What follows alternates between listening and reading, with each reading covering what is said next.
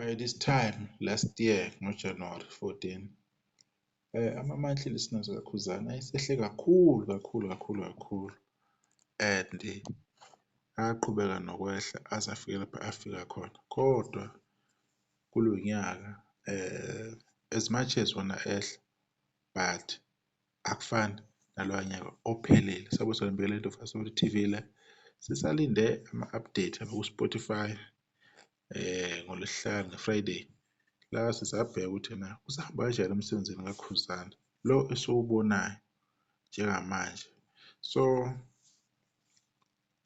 into eyenzakalayo laphana soqala nje nge-album kaKhuzani ukuthi ise-number bani lapha ku-Spotify, iseyibambile lapha ku-number 11 kodwa-ke izoshintsha leyo nto leyo ngoLwesihlanu Friday sekukhombisa ukuthi ena isimuvile kodwa ngiyabona ngathi izothi ukuhlehla futhi kancane. Kodwa-ke ukuthi ibe ku-number 11 njengoba nibona laphayana ibhaliwe ukuthi number 11 iposition i-album leyo, kodwa ikwazile leyo nto leyo ukuthi i-album yakhe ukuthi ihlale ku-top 10 isikhathi eside, kumenze wazuza ini lama-million ayi-2 eniwabonayo asheshe atholakala.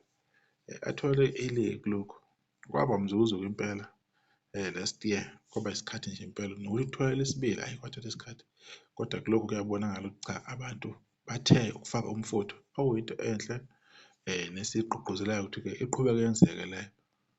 Uma siya laphana ku-YouTube kade sagcina ukubheka u-YouTube ama-subscribers kaKhuzani abesanda kuhlanganisa u-300,000 njengamanje aselaphana ku-307,000 wama-subscribers.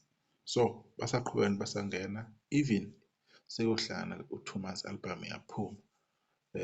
I-monthly audience ike yafika laphana ku-2.3 million kodwa-ke siphinde futhi incipha-ke kodwa-ke isayibambile laphana-ke ku-1.5 million beqhubeka nje abantu bemkhombisa uthando for Mpungose laphana online.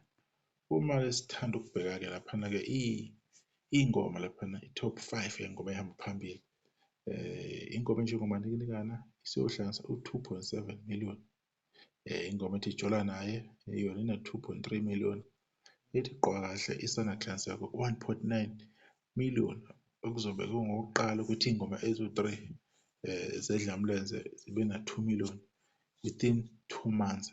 Lelo record lelo uma lihlangana for the first time lokho kuzobe kwenzeka kuyena. Siqhubeke sithi ngasindisa okohlanya ingoma le isanda kuhlanganisa 1.2 million. The way ethanda ngakhona futhi ngabe singaphezulu kwalokho ekhona njengamanje bese kuthi Ithanda Mawala nayo-ke isibheke ku-1.1 million. Yiwo-ke amandla lawa enkazakwethu eniwakhombisayo. So sithe nje asenzeni le-update encanyana ukukhombisa ukuthi umsebenzi usahambe kanjani okwamanje, kodwa-ke umsebenzi ophelele chaza nawo wonke ama-streams ukuthi ena asemangaki, sekusele ama-views nama-streams amangaki ukuthi ena ishaye i-God plug. Sizobuya nawo-ke uma sekune-information ethe ukuba ngconywana, kodwa okwamanje-ke ilokho-ke esisesenakho okwamanje. Niqhubeke njalo-ke nihlale khona la ku-Into Fastforward TV nilindele amanye amavidiyo esizowaphosta kungekudala. Nisakahle, siyabonga.